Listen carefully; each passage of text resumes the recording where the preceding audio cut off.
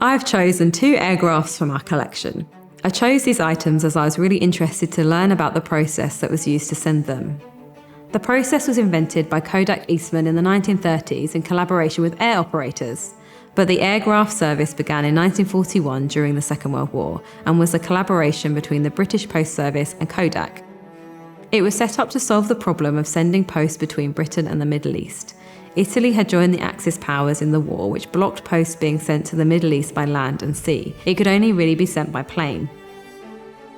Letters between fighting troops and their families at home were important for morale, but post took up a lot of space on planes and every journey risked attack. Airgraph was set up to reduce the size of the post and therefore the number of trips needed. Equipment was set up in Cairo, which enabled letters to be photographed and shrunk onto microfilm. The microfilm was then transported to Britain, where it was enlarged and sent on to its recipient.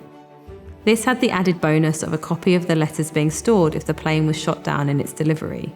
The service was coordinated by the Army Postal Service, who sorted the letters ready for copying.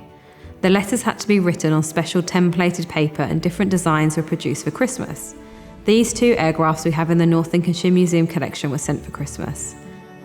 They were sent in 1943 and 1944 by Sergeant Leonard Wood to his auntie and grandmother who lived on George Street in Scunthorpe.